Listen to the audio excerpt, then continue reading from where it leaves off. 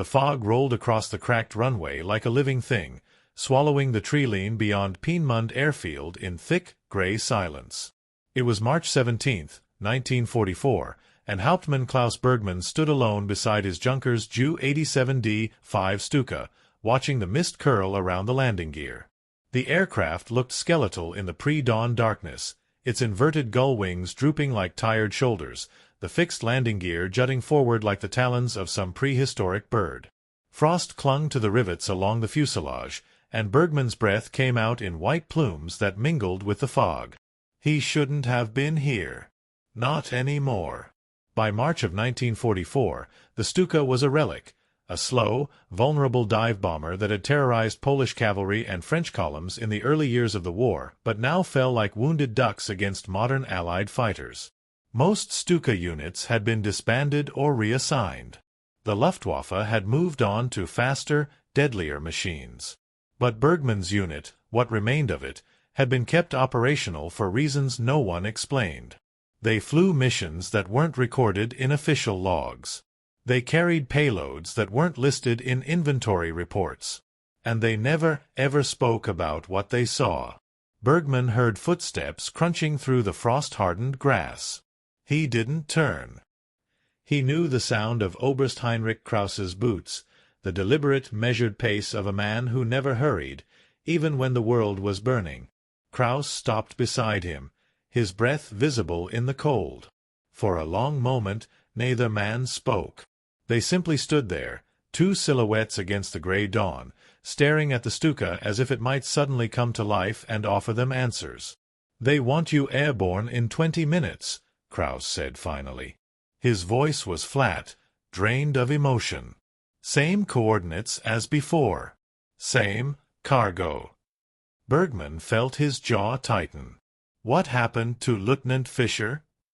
Kraus didn't answer immediately. He pulled a cigarette from his coat pocket, struck a match that flared bright orange in the darkness, and took a long drag before speaking. Fischer's Stuka was found 3 kilometers south of the target zone. Fully intact. Engine off. Cockpit empty. The words hung in the cold air like the fog itself. Empty. Bergmann repeated. No blood. No signs of struggle. No parachute deployed. Kraus exhaled smoke slowly. The aircraft landed itself, apparently. Gear down, flaps extended, sitting in a farmer's field like someone had just stepped out for a walk. Bergmann turned to look at Kraus directly now. The Oberst's face was gaunt, shadowed. He'd aged 10 years in the past 3 months. They all had. And the payload? Kraus's expression darkened. Gone. Whatever he was carrying, gone. The canister was opened from the inside. A chill ran down Bergmann's spine that had nothing to do with the March cold. He'd flown this mission twice before. Both times, he'd been handed a sealed cylindrical container roughly the size of a torpedo, mounted in the Stuka's bomb bay. Both times, he'd been told to deliver it to precise coordinates deep in the Harz Mountains, a region of dense forest, abandoned mines, and valleys that seemed to swallow sound itself. Both times, he'd felt something wrong the moment he'd approached the drop zone. The air had felt different there. Heavier. The radio had filled with static that sounded almost like whispering. And both times, he'd released the payload and climbed away as fast as the Stuka's laboring engine would allow, his hands shaking on the stick, his heart hammering against his ribs. He'd never asked what was in the canisters. In March of 1944, in the dying light of the Third Reich, you learned quickly that some questions were better left unasked. Why me? Bergmann asked quietly. Why not someone else? Kraus took another drag of his cigarette, the tip glowing like a small red eye in the darkness. Because you came back. Twice. Fischer didn't. Hartmann didn't. Weber didn't. He paused, then added in a lower voice, and because you're the only pilot I have left who isn't drinking himself to death or staring at walls. Bergmann looked back at the Stuka. In the growing light, he could see the wear on her, The paint chipped by flak fragments, the oil stains beneath the engine cowling, the patched bullet holes in the tail section. She'd been beautiful once, in the terrible way that machines of war can be beautiful. Now she was just tired. Like him. Like all of them. "What's in the canister, Heinrich?" Kraus flicked his cigarette into the frost. It landed with a soft hiss. "I don't know. And that's the truth. I receive orders from Berlin, from somewhere so deep in the Reich Security main office that even I can't trace the chain of command. The orders come on paper that burns after reading. The canisters arrive in trucks with no markings. And the pilots who fly them." He trailed off, then met Bergman's eyes. "Most don't come back. But when they do, they're different. Changed." Fischer was screaming in his sleep 3 days before he disappeared. Hartmann hanged himself before his 4th mission. "Weber," Kraus stopped himself. "It doesn't matter. What matters is that someone wants this delivered, and you're the man I'm ordering to do it." "And if I refuse?" Kraus's expression hardened. "Then you'll be shot for insubordination. And I'll be shot for failure to execute. And they'll send someone else, probably some 16-year-old Hitler youth who doesn't know a Stuka from a glider, and he'll die too." The Oberst leaned in closer. "At least you have a chance, Klaus. At least you know what you're flying into." But that was the problem, Bergman thought. He didn't know. Not really. All he knew was the feeling, the wrongness that settled over those mountains like a blanket of razors against skin. The way the forest below seemed to move in patterns that didn't match the wind. The way his compass spun uselessly as he approached the coordinates. The way every instinct in his body screamed at him to turn back, to climb, to flee. "The payload is being loaded now," Kraus continued. "You'll fly at minimum altitude to avoid radar. No radio communication unless absolutely necessary. Drop the canister at the coordinates, confirm delivery with a green flare, and return immediately. Do not," he emphasized each word, "do not investigate if you see anything unusual. Do not land. Do not deviate from the flight path. Just drop and return. Is that understood?" Bergman nodded slowly. "Understood. Good." Kraus turned to leave, then paused. "Klaus, if you do come back, don't tell anyone what you saw. Not me. Not your crew chief. Not God himself. Whatever is happening in those mountains," his voice dropped to barely above a whisper, "some things are classified for a reason. Some doors, once opened, can't be closed again." Then he was gone, vanishing into the fog like a ghost. Bergman stood alone beside his Stuka as the first pale light of dawn broke through the clouds. In the distance, he heard the approach of a truck, the transport carrying the canister. His hand moved unconsciously to the iron cross at his throat, the metal cold against his fingers. He'd earned it at Stalingrad, back when metal still meant something, back when the war still made a kind of terrible sense. Now, nothing made sense. Not the orders. Not the missions. Not the empty Stuka sitting in a farmer's field with its pilot simply gone. But orders were orders. And in March of 1944, orders were all that separated a man from the chaos that waited just beyond the edge of reason. The truck pulled up beside the Stuka. 2 soldiers climbed out. Neither spoke, neither met his eyes. They moved to the rear of the truck with mechanical efficiency, pulling out the canister. It was identical to the ones he'd carried before. Brushed steel, roughly 2 meters long, sealed with what looked like both mechanical locks and something else. Symbols etched into the metal that hurt to look at directly, that seemed to twist and shift when viewed from the corner of his eye. They loaded it into the bomb bay without a word. Bergman climbed into the cockpit, the familiar seat wrapping around him like an old coat. He ran through the pre-flight checklist on autopilot. Fuel mixture, trim tabs, instruments, oxygen supply. Everything functional. Everything ready. The engine coughed once, twice, then roared to life with a sound like tearing metal. The Stuka shuddered, eager or reluctant, he couldn't tell any more. He taxied toward the runway as the fog began to lift. The tower gave him clearance in a voice that sounded hollow, distant. And as Bergman pushed the throttle forward, as the Stuka picked up speed and the tail lifted and the wheels finally left the broken concrete, one thought echoed in his mind with perfect clarity. Whatever I'm carrying, whatever I'm delivering to those mountains, it's not a weapon. Weapons, you understand. Weapons have purpose. This is something else entirely. The Stuka climbed into the gray morning sky, swallowed by clouds, heading east toward the Harz Mountains and whatever waited there in the shadows between the trees. The flight east was smooth for the first hour. Bergman kept the Stuka low, barely 200 meters above the ground, skimming over farmland that looked like patchwork quilts stitched with roads and hedgerows. The countryside below was waking up to another day of war. Smoke rising from village chimneys, trucks crawling along dirt roads, the occasional flash of railway tracks catching the weak morning sun. Normal. Almost peaceful, if you didn't think too hard about what was really happening down there. The rationing, the refugees, the quiet desperation of a nation bleeding out one day at a time. Bergman tried not to think. Thinking was dangerous now. Thinking led to questions, and questions led to answers you didn't want to know. So he focused on the flying, on the mechanics of it. Airspeed steady at 250 kilometers per hour. Engine temperature normal. Oil pressure holding. The Stuka responded to his touch like an old dance partner, sluggish, predictable, honest in her limitations. She wouldn't win any races, wouldn't outrun any fighters, but she'd get him there and back if he treated her right. The radio crackled with static, then cleared.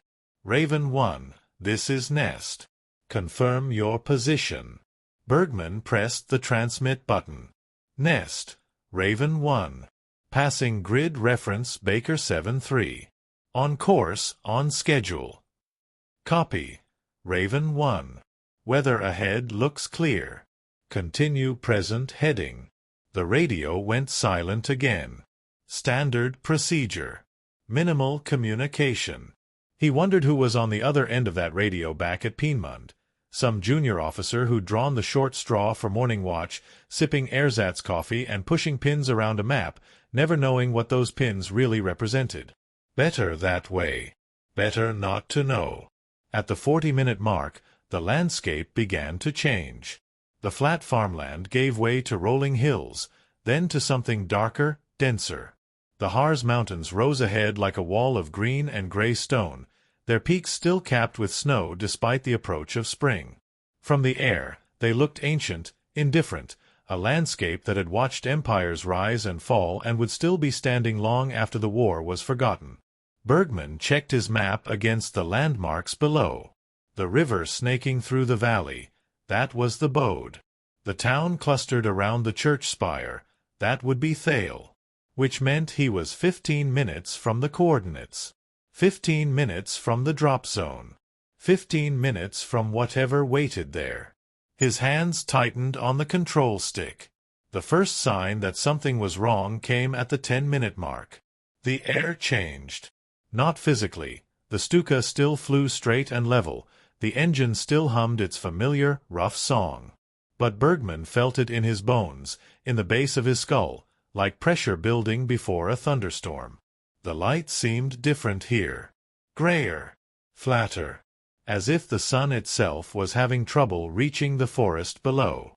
He descended to 100 meters, following the contours of the valleys. The trees here were thick, old-growth forest that looked like it had never been touched by human hands. No logging roads. No clearings.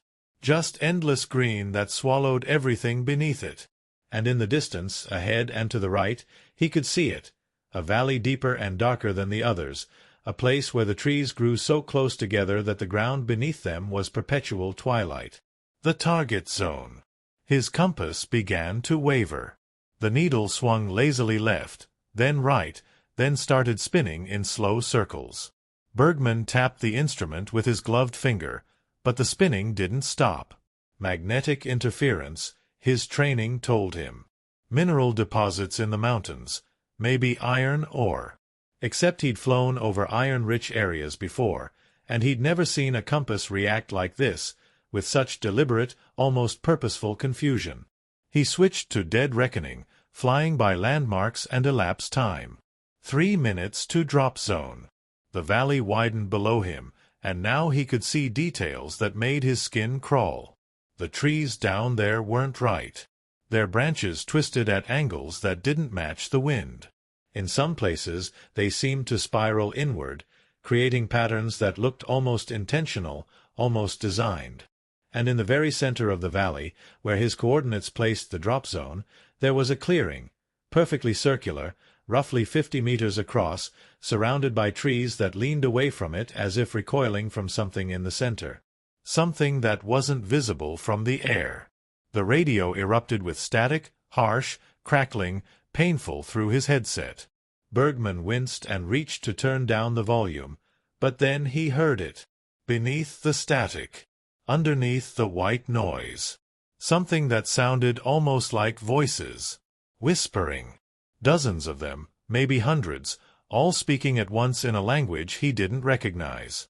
Or maybe he did recognize it, but his mind refused to process the sounds into meaning, the way you might refuse to look directly at something too bright, too painful.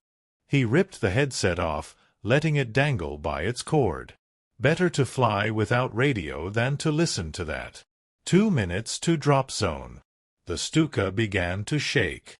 Not the normal vibration of an aircraft in flight, but something different, a tremor that felt like it was coming from inside the airframe itself, as if the metal was responding to something in the air around it.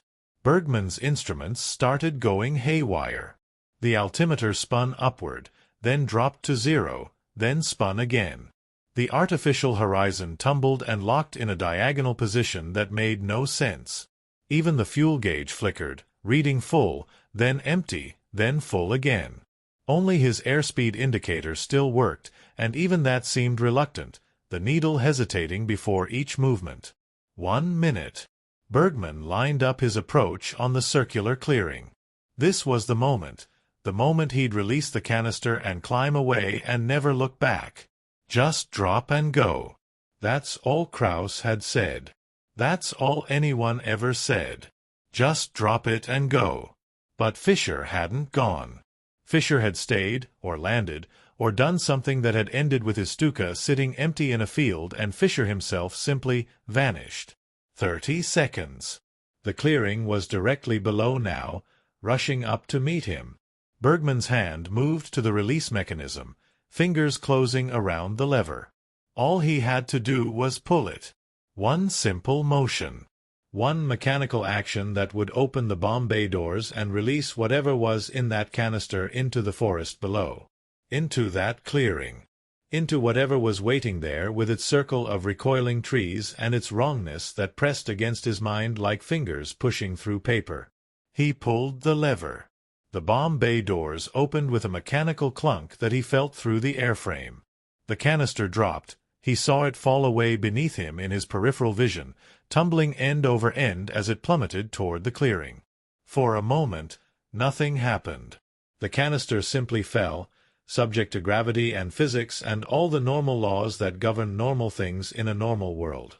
Then it hit the ground. The flash was white, so white it burned through his closed eyelids even though he'd instinctively looked away. Not an explosion. Not fire or smoke or any kind of detonation he'd ever seen. Just light.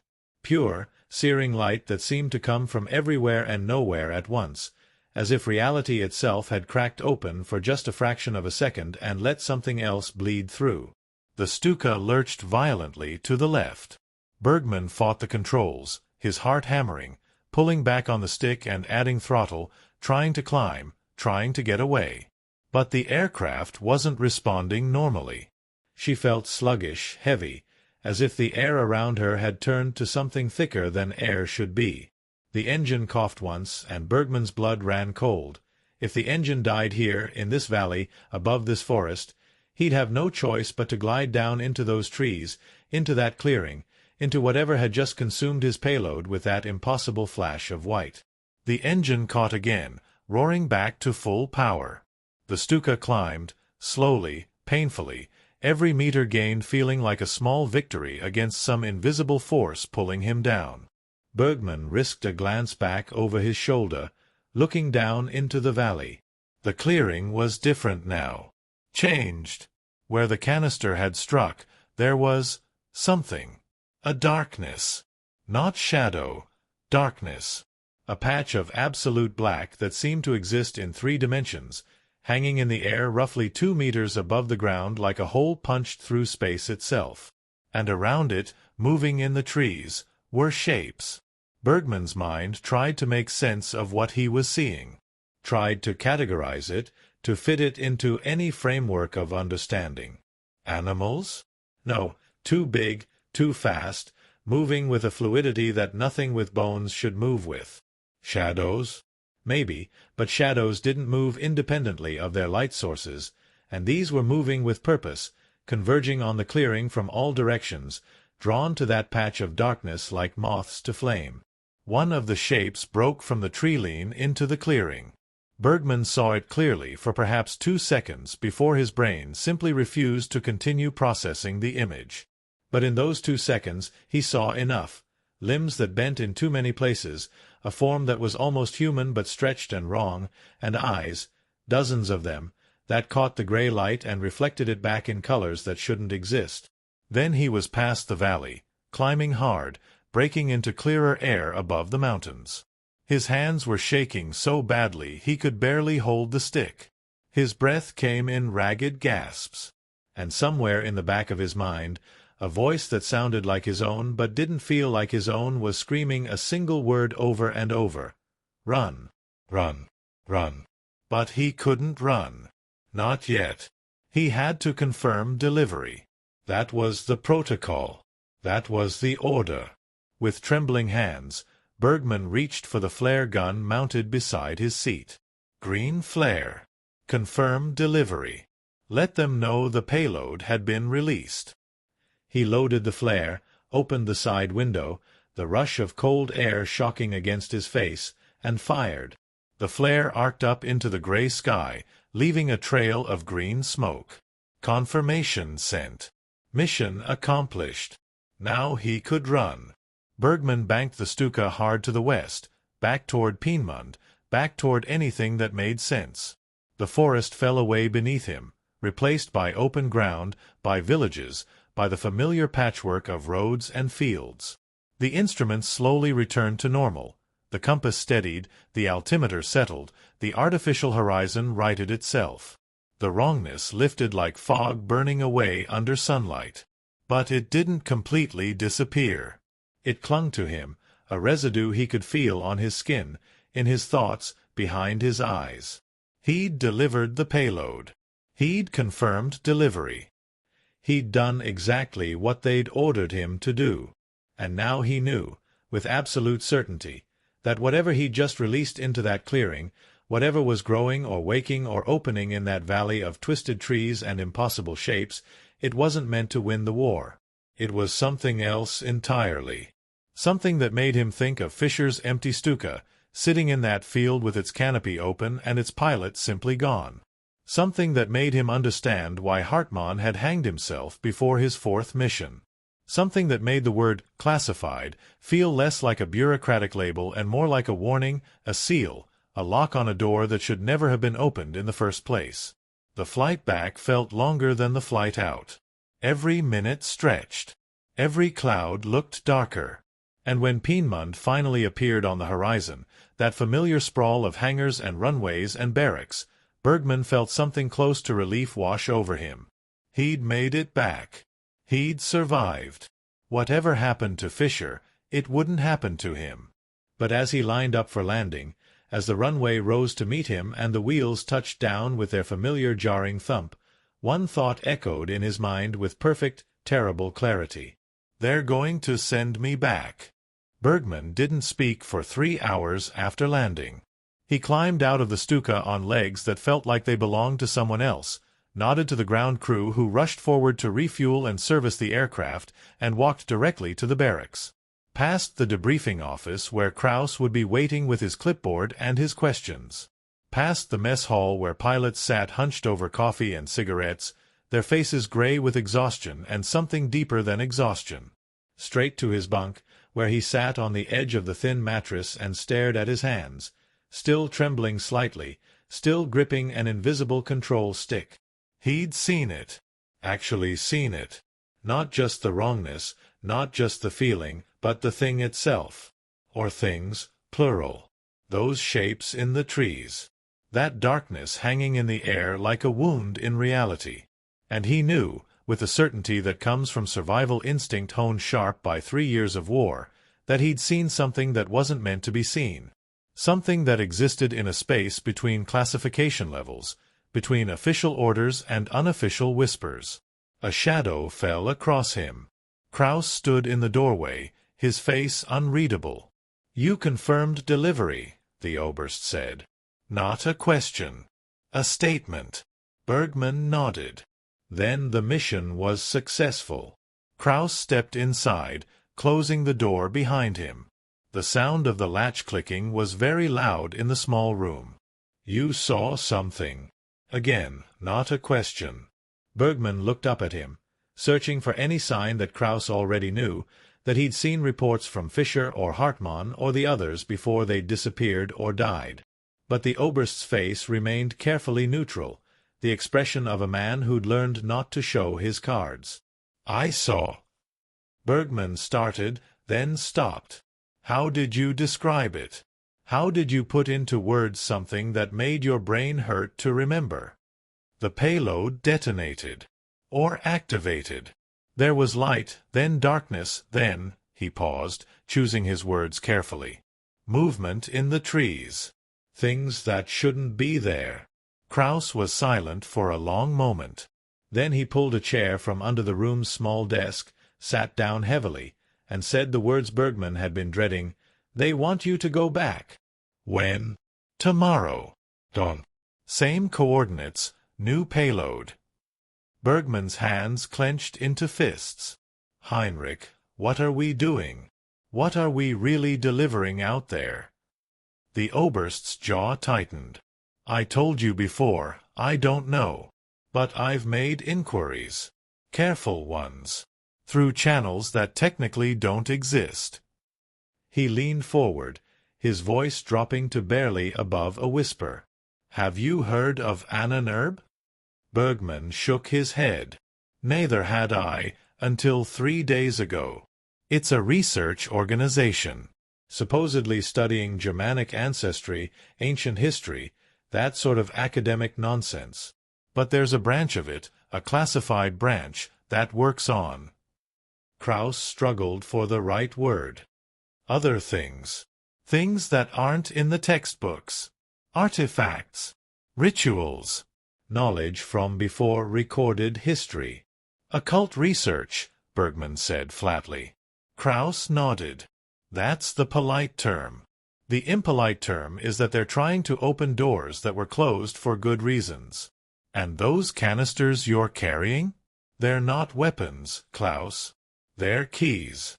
The room felt suddenly smaller, colder. "Keys to what?" "I don't know." But Fischer's last radio transmission, before his signal cut out completely, he said something.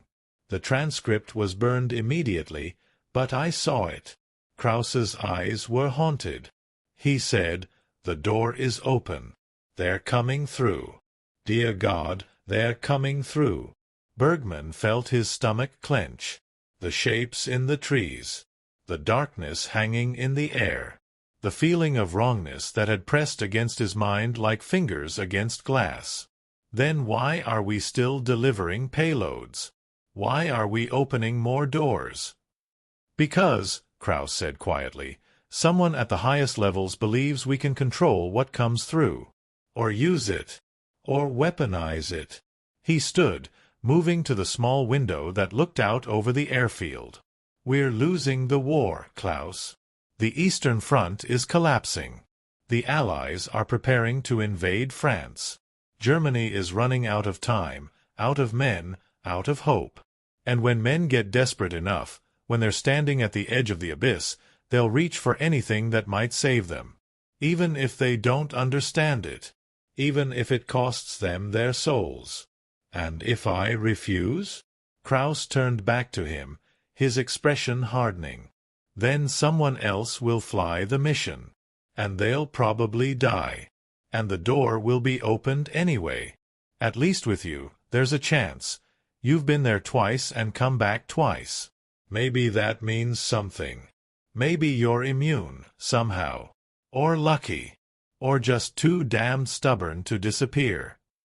Or maybe, Bergman said softly, I'm just the next one in line. They sat in silence for a moment. Outside, the sounds of the airfield continued.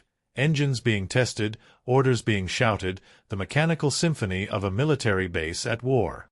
Normal sounds. Mundane sounds. Sounds that felt increasingly disconnected from whatever was happening in those mountains to the east. Finally, Bergman spoke. If I go back, if I deliver this second payload, what happens then? Kraus shook his head. I don't know. But Klaus, if something happens to you out there, if you feel yourself changing, or if you see something that makes you want to land, or if you hear voices telling you to do anything other than drop and return. He met Bergman's eyes. Don't fight it alone. Put the Stuka into a dive and don't pull out. Better to die on your own terms than to end up like Fisher. Empty, Bergman said. Or worse. Dawn came too quickly. Bergman stood beside his Stuka, a different aircraft this time. His usual bird was still being serviced, watching the ground crew load the second canister. This one looked identical to the first, brushed steel, sealed with mechanical and other locks, covered in symbols that twisted his perception when he looked at them directly. But as the crew secured it in the bomb bay, Bergman noticed something different. This canister had words etched into one end, small and precise. Zweiter. Second door. His blood ran cold. The flight east was worse this time. The wrongness started earlier. He felt it creeping into his mind even before he crossed the first line of hills. The sky seemed darker, though the sun was rising behind him. The air felt heavier, pressing against the Stuka's wings like invisible hands. And the static on the radio started immediately. That whispering beneath the white noise, those voices speaking in languages that hurt to process. He flew with the headset off, letting it dangle. Better deaf than mad. The Harz Mountains rose ahead, and Bergman descended to 100 meters, following the valleys. He knew the route now, could fly it blindfolded if he had to. Over the river. Past the town with the church spire. Into the deep forest where the trees grew wrong and the light fell gray and flat. His instruments went haywire 20 kilometers from the target zone this time, much earlier than before. The compass spun wildly. The altimeter fluctuated between extremes. And the artificial horizon locked into a position that showed the Stuka flying upside down, even though Bergman could clearly see the ground below him and the sky above. 10 kilometers out, the Stuka began to shake. That same internal tremor, as if the airframe itself was responding to proximity to something it recognized and feared. 5 kilometers, and Bergman saw it. The valley, the clearing, the trees leaning away like frightened spectators. But something was different now. The clearing wasn't empty anymore. Where he'd dropped the first canister, where that flash of white had opened that patch of darkness, there was now a structure. No, not a structure. A formation. Something that looked almost like a doorway made of shadow and angles that didn't belong in three-dimensional space. It stood roughly 4 meters tall, its edges sharp enough to cut the eye, its interior a darkness so absolute it seemed to pull light into itself and not let go. And around it those shapes. More of them now. Dozens, maybe hundreds, moving through the trees with that fluid, wrong motion that made Bergman's mind scream. Some were at the clearing's edge.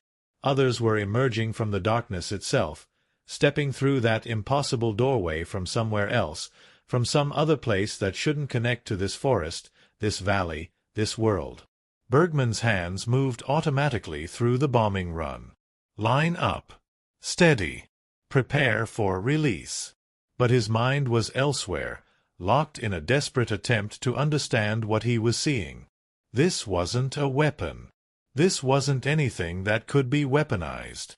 This was a door, just as Kraus had said. A door that had been opened with the first canister. And now he was carrying the key to the second door. Zweiter. How many doors were there? How many canisters? How many missions before whatever was coming through those doorways spread beyond this valley, beyond these mountains, beyond any possibility of containment? He was 15 seconds from drop when he made his decision. It happened in an instant, a moment of clarity that cut through the fear and the wrongness like a blade through fabric. He couldn't deliver this payload. Couldn't open the second door.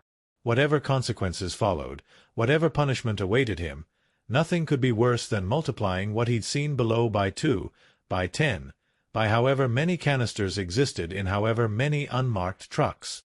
Bergman pulled hard on the stick, banking the Stuka into a steep climbing turn away from the clearing.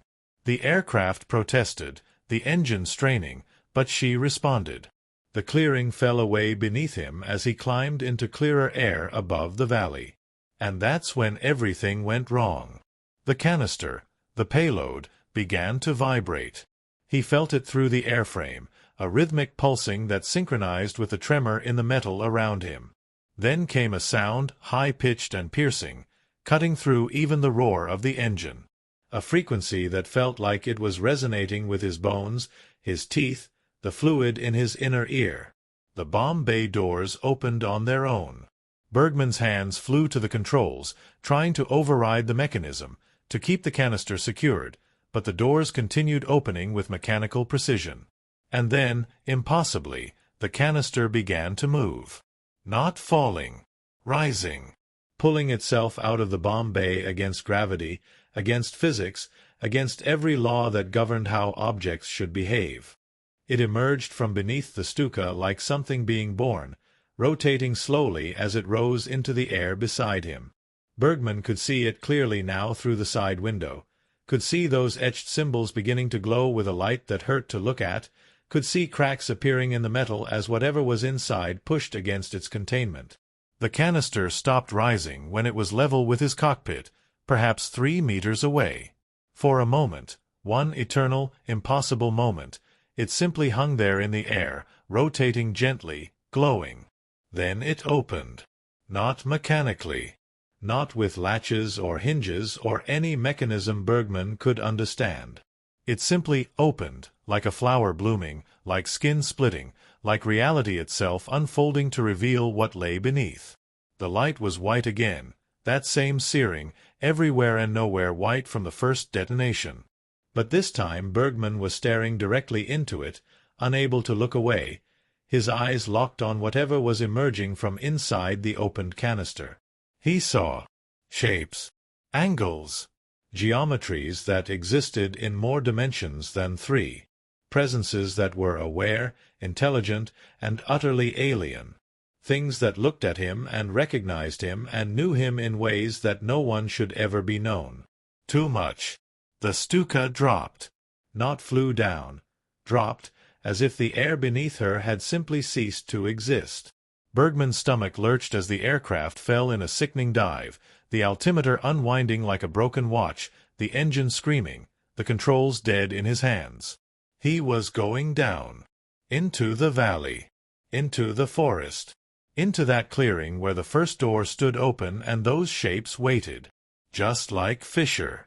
Bergman's training took over, the thousands of hours of flight time, the instincts burned into muscle memory.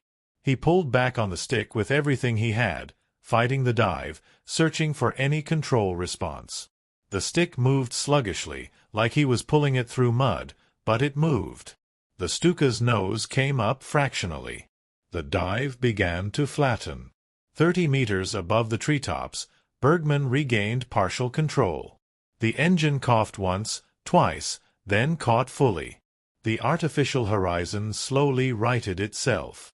And the Stuka, battered, shaking, but still flying, leveled out barely 10 meters above the tallest trees. He didn't look back at the clearing. Didn't check to see where the second canister had fallen or what it had released or what new horrors were now emerging into the world. He simply flew, west, away, toward anything that wasn't here. The flight back was a blur. Bergman's mind kept cycling through what he'd seen, what he'd felt in that moment when the canister had opened and he'd looked into its light. His hands moved automatically over the controls, but part of him felt absent, disconnected, as if he'd left something behind in that valley. Something important. Something essential. The Peenemund runway appeared ahead. The tower cleared him for landing. The wheels touched concrete. He taxied to his parking spot, shut down the engine, and sat in the sudden silence, his hands still gripping the stick. Ground crew rushed forward. Someone was shouting questions at him. Where was the payload? What had happened?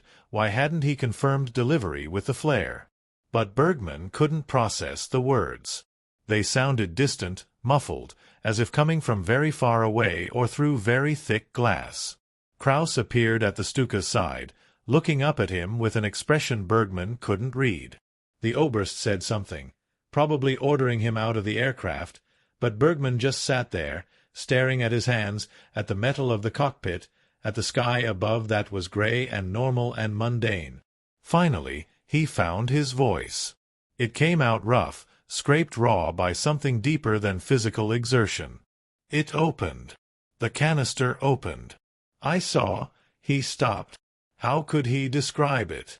Heinrich, it opened, and I'm still here. I shouldn't still be here.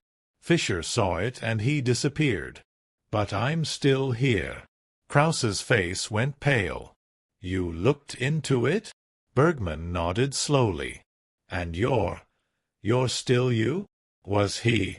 Bergman didn't know anymore. He felt like himself. Thought like himself. But there was something else now, something new residing in the back of his mind. Awareness of space that had too many dimensions, of presences that existed just beyond normal perception, of doors that had been opened and couldn't be closed. I don't know, he said honestly. I don't know what I am anymore.